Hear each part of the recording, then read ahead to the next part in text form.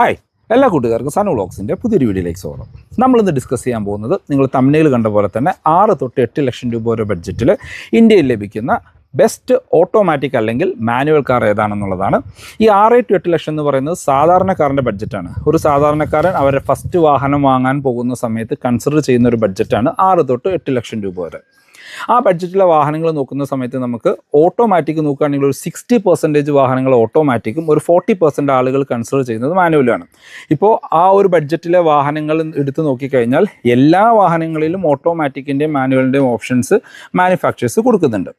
ഇപ്പോൾ ഓട്ടോമാറ്റിക്കിലേക്ക് വന്നു കഴിഞ്ഞാൽ AMT ഓട്ടോമാറ്റിക്കാണ് കൊടുക്കുന്നത്. അതുകൊണ്ട് നമുക്കതിൽ മെയിൻ്റനൻസിൻ്റെ പ്രശ്നങ്ങളോ അല്ലെങ്കിൽ മൈലേജിൻ്റെ പ്രശ്നങ്ങളോ സാധാരണ രീതിയിൽ കാണാറില്ല. അപ്പോൾ അതുകൊണ്ട് ഓട്ടോമാറ്റിക് എടുക്കുന്നത് കൊണ്ടും പ്രത്യേകിച്ച് പ്രശ്നങ്ങളൊന്നും തന്നെ വരുന്നില്ല. ഈ ബഡ്ജറ്റിൽ വാഹനം എടുക്കുമ്പോൾ ഒരു ഫാമിലിയിലെ എല്ലാവരും ആ വാഹനം യൂസ് ചെയ്യും. അപ്പോൾ എന്തുകൊണ്ടും ഓട്ടോമാറ്റിക് ആയിരിക്കും കുറച്ചും കൂടിയും ബെറ്റർ. നമ്മൾ റീസെൻ്റ്ലി നമ്മുടെ ചാനലിൽ 8 to 10 ലക്ഷം രൂപ ബഡ്ജറ്റിലെ വാഹനങ്ങളുടെയും 10 to 15 ലക്ഷത്തിൻ്റെ ബഡ്ജറ്റിലെ ബെസ്റ്റ് വാഹനങ്ങളുടെയും വീഡിയോ ചെയ്തിരുന്നു. ആ വീഡിയോയ്ക്ക് അത്യാവശ്യം നല്ല റെസ്പോൺസ് ഉണ്ടായിരുന്നു. പല ആളുകൾക്കും ആ വീഡിയോ കണ്ട ശേഷം നല്ലൊരു ഡിസിഷനിലേക്ക് എത്താൻ പറ്റി എന്ന് പലരും മെസ്സേജ് അയച്ചു. അതുകൊണ്ടാണ് ഇങ്ങനെ ഒരു വീഡിയോ ചെയ്യാനായിട്ടുള്ളൊരു റീസണും. ഈ ബഡ്ജറ്റിലെ കാറുകൾ നോക്കുകയാണെങ്കിൽ നമുക്ക് മാരുതിയിൽ നിന്നായിരിക്കും ഏറ്റവും കൂടുതൽ കാറുകൾ ഈ ബഡ്ജറ്റിൽ ലഭിക്കുക. പിന്നെ ടാറ്റയുടെ വാഹനങ്ങൾ വരുന്നുണ്ട്, ഹ്യൂണ്ടായുടെ വാഹനങ്ങൾ വരുന്നുണ്ട്, പിന്നെ നമ്മുടെ നിസാൻ റെനോ വാഹനങ്ങളും ഈ ഒരു ബഡ്ജറ്റിൽ അവൈലബിൾ ആണ്. നമുക്ക് മാരുതിയിൽ നിന്ന് തന്നെ സ്റ്റാർട്ട് ചെയ്യാം. കാരണം ഏറ്റവും കൂടുതൽ വാഹനങ്ങൾ ഈ ഒരു ബഡ്ജറ്റിൽ ഇറങ്ങുന്നത് മാരുതിക്കാണ്. ഇതിനകത്ത് ബെസ്റ്റ് കാർ എന്നുള്ള രീതിയിൽ ഞാൻ ചൂസ് ചെയ്ത് വെച്ചിരിക്കുന്ന ഒന്നാമത്തെ വാഹനം വാഗണാറാണ്. വാഗണാറിൻ്റെ ബഡ്ജറ്റ് നോക്കുകയാണെങ്കിൽ 5.4 ലക്ഷം രൂപ തൊട്ട് 8 ലക്ഷം രൂപ വരെ ബഡ്ജറ്റിൽ നിങ്ങൾക്ക് വാഗണാർ ഇറക്കാനായിട്ട് പറ്റും. വാഗണാറിൽ നമുക്ക് 1 ലിറ്റർ പെട്രോൾ എഞ്ചിനും 1.2 പെട്രോൾ എഞ്ചിനും ഉണ്ട്. 1.2 എന്ന് പറഞ്ഞാൽ നമ്മുടെ ട്രൈഡ് ആൻഡ് ടെസ്റ്റഡ് ആയിട്ടുള്ള മാരുതിയുടെ എഞ്ചിനാണ്. ഒരുവിധം എല്ലാ സ്വിഫ്റ്റ്, ബെലയനും അങ്ങനെ എല്ലാ വാഹനങ്ങളും കാണുന്ന സെയിം എഞ്ചിൻ. ആ ഒരു എഞ്ചിൻ വെച്ച് കിട്ടുന്ന ഒരു ഓട്ടോമാറ്റിക് ഏറ്റവും ലോ ബഡ്ജറ്റിൽ ഇറക്കാൻ പറ്റുന്നത് വാഗണാറിലാണ്. അത് എല്ലാ വാഹനങ്ങളും കൊടുക്കുന്ന സെയിം AMT ഗിയർ ബോക്സ് തന്നെയാണ് കൊടുത്തിരിക്കുന്നത്. ഇനി വാഗണാറിൻ്റെ പോസിറ്റീവ്സ് നോക്കുകയാണെങ്കിൽ ഒന്നാമത്തെ പോസിറ്റീവ് എന്ന് പറഞ്ഞു കഴിഞ്ഞാൽ സെഗ്മെൻറ്റിലെ ദ ബെസ്റ്റ് എൻജിൻ. അതാണ് വാഗണാറിൻ്റെ ഒന്നാമത്തെ പോസിറ്റീവ്. കാരണം ആ ഒരു എൻജിൻ, ആ നമ്മുടെ 1.2 4 സിലിണ്ടർ പെട്രോൾ എൻജിൻ സെഗ്മെൻറ്റിലെ നല്ല ഫ്യൂൽ എഫിഷ്യൻ്റ് ആയിട്ടൊരു എഞ്ചിനാണ്.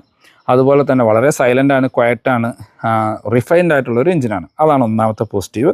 രണ്ടാമത്തെ പോസിറ്റീവ് എന്ന് പറഞ്ഞാൽ സ്റ്റിൽ വാഗണാർ സെഗ്മെൻറ്റിലെ one of the top selling കാറാണ്.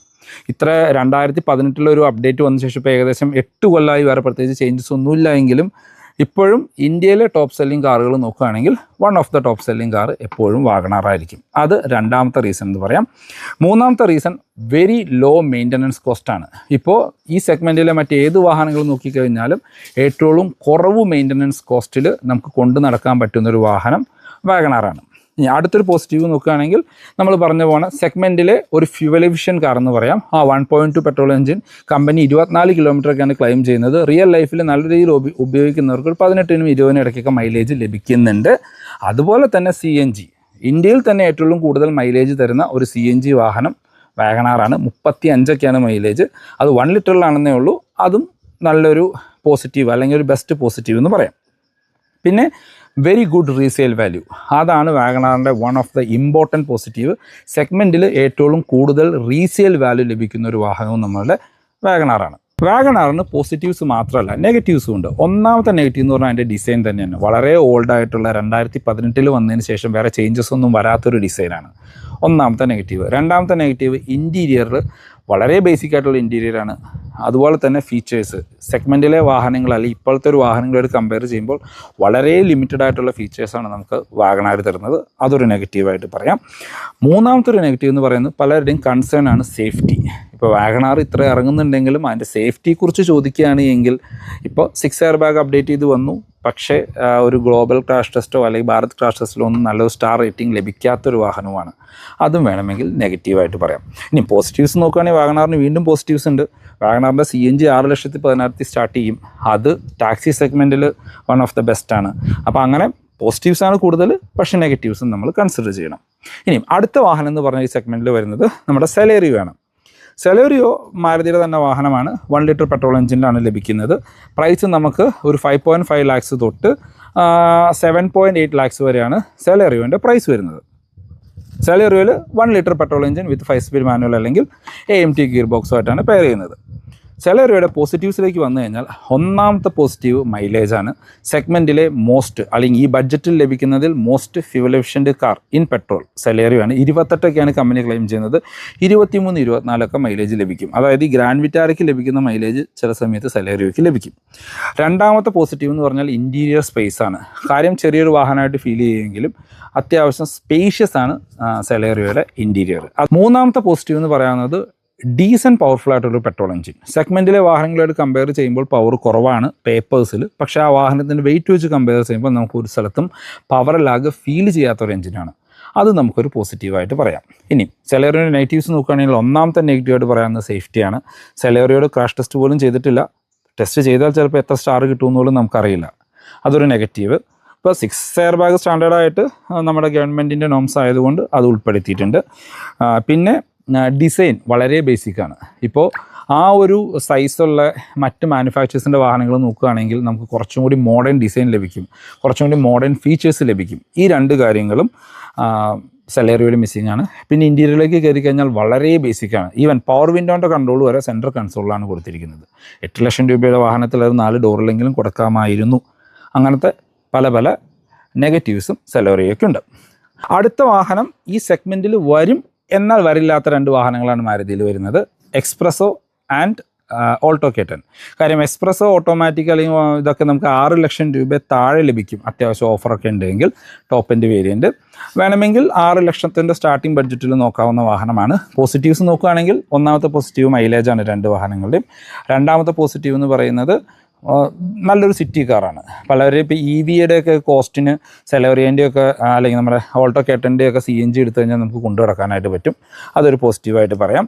പിന്നെ നമ്മൾ പറഞ്ഞാൽ 6 ലക്ഷം രൂപ താഴെ ബഡ്ജറ്റിൽ നമുക്കൊരു ടോപ്പ് എൻഡ് വേരിയൻറ്റ് ലഭിക്കും. അതും വേണമെങ്കിൽ നമുക്ക് പറയാവുന്നതാണ്. പിന്നെ നമുക്ക് വീട്ടിലെ ഒരു സെക്കൻഡ് കാറായിട്ട് യൂസ് ചെയ്യാം. പലരും ഒരു വലിയ കാർ ഉണ്ടാവും, പിന്നെ സിറ്റി യൂസിനും മറ്റാവശ്യങ്ങൾക്ക് സെക്കൻഡ് കാറുണ്ട്. ആ ഒരു യൂസിനും ബെസ്റ്റ് സിറ്റി കാർ എന്നുള്ള രീതിയിൽ യൂസ് ചെയ്യാവുന്ന ഒരു വാഹനമാണ് നമ്മളുടെ എക്സ്പ്രസോ അല്ലെങ്കിൽ ഓൾട്ടോ K10. നെഗറ്റീവ്സിലേക്ക് വന്നു കഴിഞ്ഞാൽ സെയിം വളരെ ബേസിക് ആയിട്ടുള്ളൊരു വാഹനമാണ്. ഒന്നാമത്തെ നെഗറ്റീവ്. രണ്ടാമത്തെ നെഗറ്റീവ് സേഫ്റ്റിനെ കുറിച്ചൊന്നും പറയാനേ പാടില്ല. കാര്യം എക്സ്പ്രസോയിൽ ഇപ്പോഴും 2 എയർ ബാഗേ കൊടുത്തിട്ടുള്ളൂ. പിന്നെ പ്രത്യേകിച്ച് ഒന്നും തന്നെ പറയാനില്ല. ഇപ്പോൾ നമ്മൾ VXC വാഹനത്തിൻ്റെയൊക്കെ റിവ്യൂ റീസെൻ്റ്ലി ചെയ്തിരുന്നു. അകത്തേക്ക് കയറി കഴിഞ്ഞാൽ പ്രത്യേകിച്ച് യാതൊരു ഫീച്ചേഴ്സും പറയാനില്ല. ഒരു കാർ എന്നുള്ള രീതിയിൽ കൊണ്ടു നടക്കാം എന്ന് മാത്രമേ ഉള്ളൂ. ഇനി നമുക്ക് ടാറ്റ കാറുകൾ നോക്കാം. ടാറ്റയിലേക്ക് വന്നു കഴിഞ്ഞാൽ നമുക്ക് 2 വാഹനങ്ങളാണുള്ളത്. ഒന്ന് നമ്മളുടെ ടിയാഗോ, 2 പഞ്ചിൻ്റെ ഒക്കെ ഒരു ബേസ് വേരിയൻറ്റ് അല്ലെങ്കിൽ ബേസ് വേരിയൻറ്റ് ഓട്ടോമാറ്റിക്കാണ് 8 ലക്ഷത്തിൽ താഴെ കിട്ടുക. ടിയാഗോയിലേക്ക് പോയി കഴിഞ്ഞാൽ ടിയാഗോയുടെ ഒരു XT വേരിയൻറ്റ് ഒരു 790 ഓട്ടോമാറ്റിക് നമുക്ക് ലഭിക്കും. അതല്ല XZ ഓട്ടോമാറ്റിക് ആണെങ്കിൽ 840 പ്രൈസ്. XZ എന്ന് പറഞ്ഞാൽ ടോപ്പ് എൻഡാണ്, ഓൾമോസ്റ്റ് ടോപ്പ് എൻഡിൻ്റെ ഫീച്ചേഴ്സ് തരുന്ന ഒരു വേരിയൻറ്റ്. 1.2 ലിറ്റർ 3 സിലിണ്ടർ പെട്രോൾ എഞ്ചിനാണ്. 87 HP ഒക്കെയാണ് പവർ. ഇനി പോസിറ്റീവ്സിലേക്ക് വന്നു കഴിഞ്ഞാൽ ഒന്നാമത്തെ പോസിറ്റീവ് സെഗ്മെൻറ്റിലെ അല്ലെങ്കിൽ ഈ പ്രൈസ് റേഞ്ചിൽ കിട്ടുന്ന മോസ്റ്റ് സേഫസ്റ്റ് കാർ അതാണ് ടാറ്റ ടിയാഗോ. ഗ്ലോബൽ എൻക്യാപ്പിൽ 4 സ്റ്റാർ റേറ്റിംഗ് ആണ് കിട്ടിയിരിക്കുന്നത്. ഭാരത് എൻക്യാപ്പ് നടന്നിട്ടില്ലാന്ന് തോന്നുന്നു. 5 സ്റ്റാറൊക്കെ എന്താണെങ്കിലും ലഭിക്കും. ഒന്നാമത്തെ പോസിറ്റീവ്. രണ്ടാമത്തെ പോസിറ്റീവ് സെഗ്മെൻറ്റിൽ CNGയിൽ ഓട്ടോമാറ്റിക് തരുന്ന ഒരേ ഒരു വാഹനവും നമ്മളുടെ ടിയാഗോ ആണ്. അതും ഒരു പോസിറ്റീവായിട്ട് പറയാം. അത് ഈ പ്രൈസ് റേഞ്ചിൽ ലഭിക്കുന്നു എന്നുള്ളതും ഒരു പോസിറ്റീവാണ്. അടുത്തൊരു പോസിറ്റീവായിട്ട് പറയാവുന്നത് ഫീച്ചേഴ്സാണ്. ഇപ്പോൾ ആ ഒരു 6-8 ലക്ഷം രൂപ ബഡ്ജറ്റിൽ ബെറ്റർ ഫീച്ചേഴ്സ് തരുന്നൊരു വാഹനവും നമ്മളുടെ ടിയാഗോ ആണ്. ഇപ്പോൾ ഇൻറ്റീരിയറിലേക്ക് വന്നു കഴിഞ്ഞാൽ ഒരു പ്രീമിയം ലുക്കിംഗ് ഇൻറ്റീരിയർ എന്നൊക്കെ പറയാവുന്നൊരു ഇൻറ്റീരിയർ തരുന്നതും ടിയാഗോ ആണ്. ഈ സെഗ്മെൻറ്റിലെ വാഹനങ്ങളിൽ വച്ച് നോക്കുമ്പോഴാണ് ബെറ്റർ ഇൻറ്റീരിയർ തരുന്നത്. അതുപോലെ തന്നെ ബെസ്റ്റ് ഓഫേഴ്സ് അവൈലബിൾ ആണ്. ടിയാഗോയ്ക്കൊക്കെ എപ്പോഴാണെങ്കിലും അത്യാവശ്യം ഓഫർ കാര്യങ്ങൾ ലഭിക്കും. അതും ഇതിൻ്റെ ഒരു പോസിറ്റീവായിട്ട് വേണമെങ്കിൽ നമുക്ക് പറയാം. ഇനി നെഗറ്റീവ്സ് നോക്കുകയാണെങ്കിൽ ഒന്നാമത്തെ നെഗറ്റീവ് എന്ന് പറഞ്ഞു കഴിഞ്ഞാൽ CNG ഓട്ടോമാറ്റിക് അത്യാവശ്യം ലാഗുള്ളൊരു ഓട്ടോമാറ്റിക്കാണ്. അത് വേണമെങ്കിൽ നമുക്കൊരു നെഗറ്റീവായിട്ട് പറയാം. പിന്നെ AMT ഗിയർ ബോക്സ് മറ്റ് സെഗ്മെൻറ്റിലെ വാഹനങ്ങളോട് കമ്പയർ ചെയ്യുമ്പോൾ അത്ര സ്മൂത്തായിട്ടുള്ളൊരു AMT അല്ല. അത് വേണമെങ്കിൽ നമുക്കൊരു നെഗറ്റീവായിട്ട് പറയാം. ഇനിയും അടുത്തൊരു നെഗറ്റീവ് എന്ന് പറയാവുന്നൊരു കാര്യം, ഇപ്പോൾ ഒരു ഫീച്ചർ ലോഡഡ് ആയിട്ടുള്ള ഒരു ടോപ്പ് എൻഡ് ടിയാഗോ വേണമെങ്കിൽ നമ്മളുടെ പ്രൈസിൽ നിന്ന് ഒത്തിരി മുകളിലേക്ക് പോയി ഒരു 9 ലക്ഷം രൂപയൊക്കെ പ്രൈസ് വരും. ആ ഒരു പ്രൈസിന് അതിലും ബെറ്റർ ആയിട്ടുള്ള വാഹനങ്ങൾ അടുത്ത സെഗ്മെൻറ്റിൽ അവൈലബിൾ ആണ്. അതും വേണമെങ്കിൽ നമുക്ക് ടിയാഗോൻ്റെ ഒരു നെഗറ്റീവായിട്ട് പറയാം. പിന്നെ നമ്മൾ കണ്ടുവരുന്ന സെയിം ഇഷ്യൂസാണ്. ഇപ്പോൾ ടിയാഗോ ഓണേഴ്സ് ആണെങ്കിലും മറ്റേത് ടാറ്റ ഓണേഴ്സ് ആണെങ്കിലും കണ്ടുവരുന്ന കുറേ മെയിൻ്റനൻസ് ഇഷ്യൂ, ആഫ്റ്റർ സെയിൽ സർവീസിൻ്റെ ഇഷ്യൂ ഒക്കെ ടാറ്റ ടിയാഗോയിലും നമ്മൾ എക്സ്പെക്റ്റ് ചെയ്യേണ്ടതായിട്ട് വരും. അതാണ് ടിയാഗോൻ്റെ പോസിറ്റീവ് ആൻഡ് നെഗറ്റീവ്സ്. ഇനിയും അടുത്ത വാഹനം ഈ സെഗ്മെൻറ്റിൽ വരുന്നത് നമ്മുടെ ടാറ്റ പഞ്ചാണ്. പഞ്ചിലേക്ക് വന്നു കഴിഞ്ഞാൽ പഞ്ചിൻ്റെ ബേസ് വേരിയൻറ്റ് നമുക്ക് ലഭിക്കും 6,60,000 രൂപയ്ക്കും. ഇപ്പോൾ ഒരു ഓട്ടോമാറ്റിക് വേണമെങ്കിൽ 870 നമ്മൾ സ്പെൻഡ് ചെയ്യണം. അത് പ്യുവർ പ്ലസ് വേരിയൻറ്റിലാണ് ഓട്ടോമാറ്റിക് കൊടുത്തിരിക്കുന്നത്. പഞ്ചിൻ്റെ പോസിറ്റീവ്സിലേക്ക് വന്നു കഴിഞ്ഞാൽ ഒന്നാമത്തെ പോസിറ്റീവ് എന്ന് പറഞ്ഞു കഴിഞ്ഞാൽ സെഗ്മെൻറ്റിലെ വൺ ഓഫ് ദ സേഫസ്റ്റ് കാറാണ്. ഗ്ലോബൽ എൻക്യാപ്പിൽ 5 സ്റ്റാർ റേറ്റിംഗ് ആണ് ലഭിച്ചിരിക്കുന്നത്. ഒന്നാമത്തെ പോസിറ്റീവ്. രണ്ടാമത്തെ പോസിറ്റീവ് എന്ന് പറഞ്ഞു കഴിഞ്ഞാൽ ആ വാഹനത്തിൻ്റെ ലുക്ക് ഇപ്പോൾ ബേസ് വേരിയൻ്റ് എടുത്തു കഴിഞ്ഞാലും ടോപ്പ് എൻഡ് ആണെങ്കിലും എക്സ്റ്റീരിയറിന് ലുക്ക് ഓൾമോസ്റ്റ് സിമിലർ ആണ്. അപ്പോൾ അതുകൊണ്ട് ബേസ് വേരിയൻ്റ് എടുത്ത് ആക്സസറീസ് ചെയ്ത് കഴിഞ്ഞാലും ടോപ്പ് എൻഡിൻ്റെ ലുക്ക് ലഭിക്കും. അതൊരു ബിഗ്ഗസ്റ്റ് പോസിറ്റീവാണ്. ആരും നിങ്ങളൊരു ബേസ് വേരിയൻ്റാണ് എടുത്തത് എന്ന് മനസ്സിലാവൂ അങ്ങനെ പറയൂ ചെയ്യത്തില്ല. മൂന്നാമത്തെന്ന് പറഞ്ഞു കഴിഞ്ഞാൽ ഒരു SUV ഫീല്. ഈ ഒരു ബഡ്ജറ്റ് വാഹനങ്ങളിൽ ഏറ്റവും കൂടുതൽ ഒരു മസ്കുലർ അല്ലെങ്കിൽ SUV ഫീല് അകത്ത് കയറിയിരിക്കുന്നത് ആണെങ്കിലും ഒരു സ്ട്രോങ് ആൻഡ് സോളിഡ് ഫീല് തരുന്നൊരു വാഹനവും നമ്മളുടെ പഞ്ചാണ്. പിന്നെ നമുക്ക് CNG അവൈലബിൾ ആണ് ബേസ് വേരിയൻ്റ് തൊട്ട്, അതൊരു പോസിറ്റീവാണ്. അതുപോലെ തന്നെ CNGയിൽ ഓട്ടോമാറ്റിക് വരുന്നുണ്ട്, പക്ഷേ അത് ഭയങ്കര എക്സ്പെൻസീവുമാണ്. ഇനി നെഗറ്റീവ്സിലേക്ക് പോയി കഴിഞ്ഞാൽ ഒന്നാമത്തെ നെഗറ്റീവ് അതാണ് CNGയുടെ ഒരു ഓട്ടോമാറ്റിക് പഞ്ചിൽ അവൈലബിൾ ആണ്, പക്ഷേ 10 ലക്ഷം രൂപ നമ്മൾ സ്പെൻഡ് ചെയ്യേണ്ടി വരും. അത് കുറച്ച് പ്രൈസി ആയിട്ട് തന്നെ നമുക്ക് ഫീൽ ചെയ്യും. കാരണം ആ ഒരു സെയിം വാഹനം നമ്മൾ പെട്രോൾ ഓട്ടോമാറ്റിക് എടുക്കുകയാണെങ്കിൽ ഏകദേശം 2 ലക്ഷം രൂപയുടെ അടുത്ത് അവിടെ കുറവ് വരുന്നുണ്ട്. പിന്നെ നമുക്ക് ബേസ് മോഡൽ മാത്രമേ ആ ബഡ്ജറ്റിൽ ലഭിക്കൂ എന്നുള്ളത് നമുക്ക് ഒരു നെഗറ്റീവായിട്ട് പറയാം. പിന്നെ നമുക്ക് ഇപ്പോൾ ടോപ്പ് എൻഡിലേക്കൊക്കെ പോകുമ്പോൾ ഭയങ്കര പ്രൈസിയാണ്. ആ ഒരു വാഹനത്തിൽ ടോപ്പ് എൻഡിൻ്റെ പ്രൈസിന് അടുത്ത സെഗ്മെൻറ്റിൽ അതിൻ്റെ അടുത്ത സെഗ്മെൻറ്റിലുള്ള വാഹനങ്ങളുടെ ബേസ് വേരിയൻ്റ് ലഭിക്കും എന്നുള്ളതും വേണമെങ്കിൽ നമുക്കൊരു നെഗറ്റീവായിട്ട് പറയാവുന്ന കാര്യമാണ്. പിന്നെ ഈ ടാറ്റ വാഹനങ്ങളിൽ കോമൺലി കണ്ടുവന്നൊരു നെഗറ്റീവാണ് ഇപ്പോൾ ടിയാഗോയ്ക്കാണെങ്കിലും നമ്മളുടെ പഞ്ചിനാണെങ്കിലും ആ റീസെയിൽ വാല്യൂ, അതായത് നമ്മളിപ്പോൾ ഒരു വാഹനം എടുത്തു 2-3 കൊല്ലം അല്ലെങ്കിൽ 5 കൊല്ലം ഉപയോഗിച്ച് കൊടുക്കുന്ന സമയത്ത് നമ്മൾ എക്സ്പെക്റ്റ് ചെയ്യുന്നൊരു പ്രൈസ് അല്ലെങ്കിൽ ഒരു റീസെയിൽ വാല്യൂ ലഭിച്ചു കൊള്ളണമെന്നില്ല. ഇതും ഇതിൻ്റെ ഒരു നെഗറ്റീവായിട്ട് വേണമെങ്കിൽ നമുക്ക് പറയാം.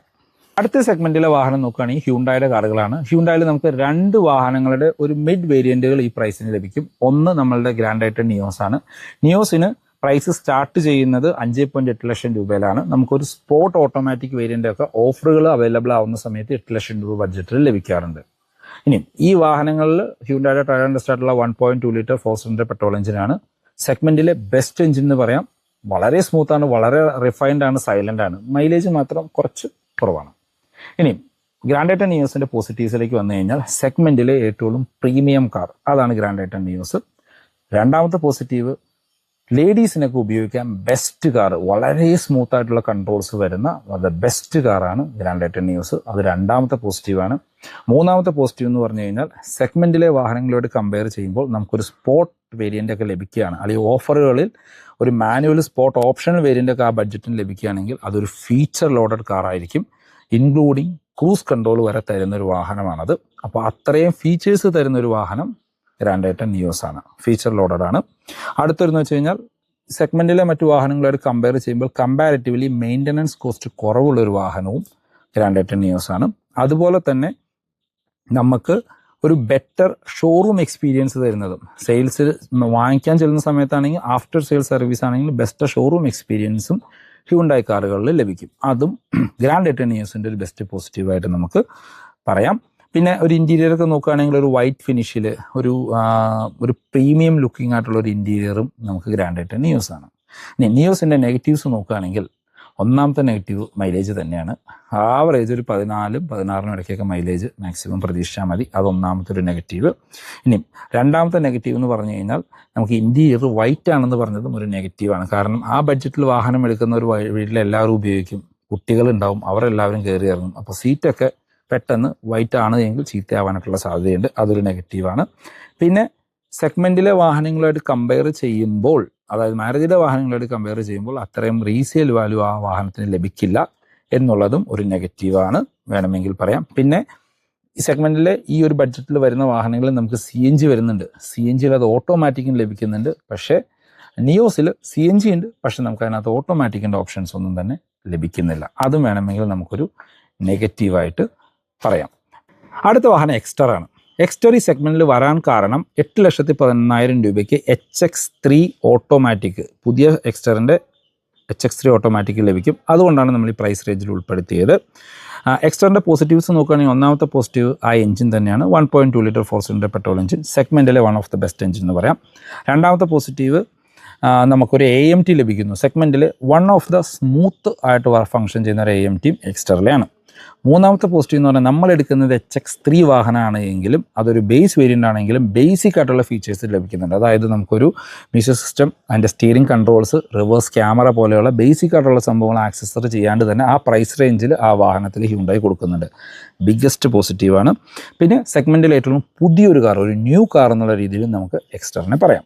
ഇനി നെഗറ്റീവ്സിലേക്ക് വന്നു കഴിഞ്ഞാൽ ഹ്യുണ്ടായി കാർ എന്നൊക്കെ പറഞ്ഞു കഴിഞ്ഞാൽ നമ്മൾ ഫീച്ചർ ലോഡായിട്ടുള്ള വാഹനമായിട്ടും എക്സ്പെക്റ്റ് ചെയ്യുക ഏത് ബഡ്ജറ്റാണെങ്കിലും. അങ്ങനെ നോക്കുമ്പോൾ ഇതിനകത്ത് വളരെ ലിമിറ്റഡ് ആയിട്ട് ഫീച്ചേഴ്സ് ഉള്ളൂ. ഒന്നാമത്തെ നെഗറ്റീവ്. രണ്ടാമത്തെ നെഗറ്റീവ് മൈലേജാണ്. എക്സ്റ്റർ AMTക്ക് കമ്പാരിറ്റീവ്ലി മൈലേജ് കുറവാണ്. ഇപ്പോൾ വാഗണാർ AMTക്ക് നമുക്കൊരു 17-18 ലഭിക്കുകയാണെങ്കിൽ എക്സ്റ്ററിന് ഒരു 13-14 ആയിരിക്കും മൈലേജ് ലഭിക്കുക. അതൊരു നെഗറ്റീവായിട്ട് പറയാം. അടുത്തൊരു നെഗറ്റീവ് എന്ന് പറയാവുന്നത് നമുക്ക് ഈ ഒരു പ്രൈസ് റേഞ്ചിന് നമുക്ക് CNG ലഭിക്കുന്നുണ്ടെങ്കിലും CNG ഒരു വേരിയൻറ്റിലും ഓട്ടോമാറ്റിക് കൊടുക്കുന്നില്ല എന്നുള്ളതും വേണമെങ്കിൽ ഒരു നെഗറ്റീവായിട്ട് പറയാം. പിന്നെ നമുക്കൊരു കാർ ലൈക്ക് ഫീലാണ് ഇതൊരു മൈക്രോ SUV ആണെങ്കിലും തരിക. ഇപ്പോൾ പഞ്ചാണെങ്കിൽ നമുക്കൊരു SUV ബോൾഡ് ഫീൽ തരുമ്പോൾ ഇത് ഒരു കാർ ലൈക്ക് ഫീലാണ്. അതൊരു നെഗറ്റീവായിട്ട് പറയാം. പിന്നെ പഞ്ചുമായിട്ട് കമ്പയർ ചെയ്യുമ്പോൾ അത്രയും സേഫ് ആൻഡ് സ്ട്രോങ് ആയിട്ടുള്ള ഒരു വാഹനമല്ല എക്സ്റ്റർ എന്നുള്ളതും അതിൻ്റെ ഒരു നെഗറ്റീവാണ്. ഈ സെഗ്മെൻറ്റിലെ മറ്റ് 2 കാറുകൾ നോക്കുകയാണെങ്കിൽ ഒന്ന് നിസാൻ്റെ മാഗ്നൈറ്റും 2 റെനോൾട്ടിൻ്റെ കൈഗറുമാണ്. സെഗ്മെൻറ്റിലെ തന്നെ ഏറ്റവും വലിപ്പമുള്ള ഈ പ്രൈസ് റേഞ്ചിൽ ലഭിക്കുന്ന 2 വാഹനങ്ങളാണിത്. റെനോയിൽ നമുക്ക് കിഡ് വരുന്നുണ്ട്, പക്ഷേ കിഡ് 6 ലക്ഷം രൂപ താഴെയാണ് വരിക. അധികം ഇറങ്ങാത്തൊരു വാഹനവുമാണ് ഈ ഒരു പ്രൈസിൽ. അതുകൊണ്ടാണ് കിഡിനെ നമ്മൾ ഉൾപ്പെടുത്താത്തത്. ഇനി നമ്മളുടെ മാഗ്നൈറ്റ് ആൻഡ് കൈഗറിലേക്ക് വന്നു കഴിഞ്ഞാൽ പോസിറ്റീവ്സ് നോക്കുകയാണെങ്കിൽ ഒന്നാമത്തെ പോസിറ്റീവ് സെഗ്മെൻറ്റിലെ ഏറ്റവും വലിപ്പമുള്ള വാഹനം. രണ്ടാമത്തെ പോസിറ്റീവ് അത്രയും വലിപ്പമുള്ള വാഹനത്തിൽ 8 ലക്ഷം രൂപ താഴെ ബഡ്ജറ്റിൽ നമുക്കൊരു AMT ലഭിക്കുന്നു. അത് രണ്ടാമത്തെ പോസിറ്റീവ്. മൂന്നാമത്തെ പോസിറ്റീവ് എന്ന് പറഞ്ഞാൽ സെഗ്മെൻറ്റിലെ ഒരു കോമ്പാക്ട് SUV എന്ന് വിളിക്കാവുന്ന 2 വാഹനങ്ങൾ. അതാണ് ഏറ്റവും കൂടുതൽ ഇൻറ്റീരിയർ സ്പേസ് ഉള്ളതും ഏറ്റവും സ്ട്രോങ് ആൻഡ് സോളിഡ് ആയിട്ടുള്ളൊരു വാഹനങ്ങളും ഇത് തന്നെയായിരിക്കും. കാരണം ഗ്ലോബൽ NCAPൽ 5 സ്റ്റാർ റേറ്റിംഗ് കിട്ടിയ വാഹനങ്ങളാണത്. ഇനി നമുക്ക് അടുത്തൊരു പോസിറ്റീവ് എന്ന് പറയുന്നത് ബിഗ് SUV ഫീൽ ലഭിക്കും. നിങ്ങളൊരു ആദ്യമായിട്ടൊരു വാഹനം എടുക്കുന്നതാണ് എങ്കിലും നിങ്ങൾക്ക് ചെറിയ വാഹനത്തിൽ നിന്ന് മാറി ചിന്തിക്കണമെങ്കിൽ കൺസിഡർ ചെയ്യേണ്ട ബെസ്റ്റാണ്. കാര്യം ഒരു ബിഗ്ഗസ്റ്റ് SUV ഫീലാണ്. പിന്നെ ഇപ്പോൾ ഒരു ബേസ് വേരിയൻ്റ് ആണ് എങ്കിലും 8 ലക്ഷം രൂപ ബഡ്ജറ്റിൽ കിട്ടുന്ന വേരിയൻറ്റുകളാണെങ്കിലും ബേസിക് ആയിട്ടുള്ള ഫീച്ചേഴ്സ് ലഭിക്കുന്നുണ്ട്. അതും നമുക്കൊരു പോസിറ്റീവായിട്ട് പറയാം. പിന്നെ AMT അവൈലബിൾ ആണ്. അതിലൊരു ഡീസൻ്റ് ആയിട്ടുള്ള മൈലേജും ലഭിക്കുന്നുണ്ട്. അതും നമുക്കൊരു പോസിറ്റീവായിട്ട് പറയാം. ഇനി നെഗറ്റീവ്സിലേക്ക് വന്നു കഴിഞ്ഞാൽ ഒന്നാമത്തെ നെഗറ്റീവ് എന്ന് പറഞ്ഞു കഴിഞ്ഞാൽ നമ്മുടെ AMT തന്നെയാണ്. സെഗ്മെൻറ്റിലെ ഏറ്റവും ലാഗുള്ള ഒരു AMT അല്ലെങ്കിൽ ഓടിക്കാൻ ഒട്ടും രസമില്ലാത്തൊരു AMT വരുന്നത് ഈ 2 വാഹനങ്ങളിലുമാണ്. പിന്നെ നമുക്ക് വേറൊരു നെഗറ്റീവായിട്ട് പറയാവുന്നതെന്ന് പറഞ്ഞു കഴിഞ്ഞാൽ നമുക്കൊരു അണ്ടർ പവേർഡ് ആയിട്ടുള്ളൊരു വാഹനമായിട്ട് ഫീൽ ചെയ്യും. കാരണം ഒരു 1 ലിറ്റർ 3 സിലിണ്ടർ എഞ്ചിനാണ്. അതിൻ്റെ പവറുമായിട്ട് കമ്പയർ ചെയ്യുമ്പോൾ പല സ്ഥലങ്ങളിലും ഒരു ഫുൾ ലോഡൊക്കെ ആയിട്ട് വാഹനം പോകുന്ന സമയത്ത് നമുക്കൊരു അണ്ടർ പവേർഡ് കാറായിട്ട് ചില സമയങ്ങളിൽ ഫീൽ ചെയ്തേക്കാം. അപ്പോൾ ഈ 2 നെഗറ്റീവാണ് ശരിക്കും അത്രയും വലിപ്പമുള്ള ആ വാഹനങ്ങൾ ആ ബഡ്ജറ്റിൽ കിട്ടുമ്പോൾ നമുക്ക് പറയാനായിട്ടുള്ളത്. കാര്യം നമ്മൾ 8-10 ലക്ഷം രൂപ ബഡ്ജറ്റിൽ ഈ വാഹനങ്ങൾ ഉൾപ്പെടുത്തിയിരുന്നു. ആ സമയത്ത് നമുക്ക് ആ സെഗ്മെന്റിലെ വാഹനങ്ങളോട് കമ്പയർ ചെയ്യുമ്പോൾ കുറച്ചധികം നെഗറ്റീവ്സ് ഉണ്ട്. പക്ഷേ ഈ ഒരു പ്രൈസ് റേഞ്ച് കമ്പയർ ചെയ്യുമ്പോൾ ഈ 2 നെഗറ്റീവ് മാത്രമാണ് നമ്മൾക്ക് ഉള്ളത്. ഈ പ്രൈസ് റേഞ്ചിൽ വരുന്ന മാനുവൽ വാഹനങ്ങൾ നോക്കുകയാണെങ്കിൽ നിങ്ങൾക്ക് ഫ്രോങ്സിൻ്റെ ബേസ് വേരിയൻറ്റ് അല്ലെങ്കിൽ പഞ്ചിൻ്റെ എക്സ്റ്ററിൻ്റെയും കുറച്ചും കൂടിയും കൂടുതൽ ഫീച്ചേഴ്സ് തരുന്ന വേറെ വേരിയൻറ്റുകൾ നോക്കാം. അതല്ലെങ്കിൽ ഈവൻ മാഗ്നറ്റിൻ്റെ കൂറോ എഡിഷൻ്റെ സ്റ്റാർട്ടിംഗ് വേരിയൻറ്റ് വരെ ലഭിക്കും. അപ്പോൾ മാനുവൽ നോക്കുന്നവർക്ക് കുറച്ചും കൂടി ഫീച്ചേഴ്സ് ഉള്ള സെയിം സെഗ്മെൻറ്റിൽ വരുന്ന വാഹനങ്ങൾ വാങ്ങാനായിട്ട് പറ്റും എന്നുള്ളതൊരു പോസിറ്റീവാണ്. അതുപോലെ തന്നെ ഇപ്പോൾ നമ്മൾ ബലേനോ നോക്കുകയാണെങ്കിൽ ബലേനോയുടെ ഡെൽറ്റ ഓട്ടോമാറ്റിക് 8.5 ലക്ഷം രൂപയാണ്. പക്ഷേ മാനുവൽ നിങ്ങൾക്ക് 7,90,000 ബഡ്ജറ്റിൽ ലഭിക്കും. അതും വേണമെങ്കിൽ കൺസിഡർ ചെയ്യാവുന്ന ഒരു വാഹനമാണ്. അപ്പോൾ ഇതാണ് ഈ ഒരു 6-8 ലക്ഷം രൂപ എന്ന് പറഞ്ഞ ബഡ്ജറ്റ്. ഇനി ഇതിനകത്ത് ബെസ്റ്റ് കാർ ഏതാണെന്ന് ചോദിച്ചു കഴിഞ്ഞാൽ അല്ലെങ്കിൽ വീഡിയോയുടെ കൺക്ലൂഷനിലേക്ക് വന്നു കഴിഞ്ഞാൽ എൻ്റെ പോയിൻ്റ് ഓഫ് വ്യൂവിൽ ഇപ്പോൾ ഒരു പഴയ വാഹനമാണ് എങ്കിലും നിങ്ങൾ കൺസിഡർ ചെയ്യേണ്ടത് ബെസ്റ്റ് കാറ് വാഗണാറാണ്. കാരണം ഓവറോൾ നോക്കുകയാണെങ്കിൽ ബെസ്റ്റ് വാഹനമായിട്ട് നമുക്കത് ഫീൽ ചെയ്യും. അത്യാവശ്യം നല്ല മൈലേജ് തരുന്നുണ്ട്, ഒരു SUV ലുക്ക് തരുന്നുണ്ട്, നല്ലൊരു പെട്രോൾ എൻജിൻ ലഭിക്കുന്നുണ്ട്, പിന്നെ ലോ മെയിൻ്റനൻസ് കോസ്റ്റാണ്, നല്ലൊരു ആഫ്റ്റർ സെയിൽ സർവീസ് ലഭിക്കുന്നുണ്ട്. അങ്ങനെ എല്ലാം കൊണ്ടും നോക്കുമ്പോഴും ബെസ്റ്റ് വാഹനമായിട്ട് ഫീൽ ചെയ്യുക വാഗണാറാണ്. വാഗണാറിൻ്റെ നെഗറ്റീവായിട്ട് പറയാവുന്നത് പഴയ ഒരു ഡിസൈനാണ് എന്നുള്ളത് മാത്രമാണ്. അത് നിങ്ങൾക്ക് വേണമെങ്കിൽ കുറച്ച് ആക്സസറീസൊക്കെ ആഡ് ചെയ്ത് വേറെ ലുക്കിലേക്ക് വേണമെങ്കിൽ കൊണ്ടുവരാനായിട്ട് പറ്റും. ഇനി അതല്ല നിങ്ങൾക്കൊരു സെഗ്മെൻറ്റിലെ സേഫസ്റ്റ് കാർ അല്ലെങ്കിൽ 10 ലക്ഷം രൂപ താഴെ ലഭിക്കുന്ന സേഫസ്റ്റ് കാർ നോക്കണമെങ്കിൽ ടിയാഗോ കൺസിഡർ ചെയ്യാം. ഇപ്പോൾ സേഫസ്റ്റ് കാർ എന്ന് പറയുന്നത് ചിലർ സേഫ്റ്റിയാണ് കോർ ഇമ്പോർട്ടൻസ് കൊടുക്കുന്നത്, അവർ കൺസിഡർ ചെയ്യേണ്ടത് ടിയാഗോ ആണ്. അതല്ല, നിങ്ങൾക്കൊരു ബിഗ് സൈസ് വാഹനം വേണം, ഒരു വലിയ വാഹനം ഓടിക്കുന്ന ഫീല് വേണം, ഒരു കോമ്പാക്റ്റ് SUV വേണമെങ്കിൽ മാഗ്നേറ്റാണ് എൻ്റെ ഒരു പ്രിഫറൻസ്. വേണമെങ്കിൽ ഡിസൈൻ ഓരോരുത്തരുടെ പേഴ്സണൽ ചോയ്സാണ്, വേണമെങ്കിൽ കിഗറും കൺസിഡർ ചെയ്യാം.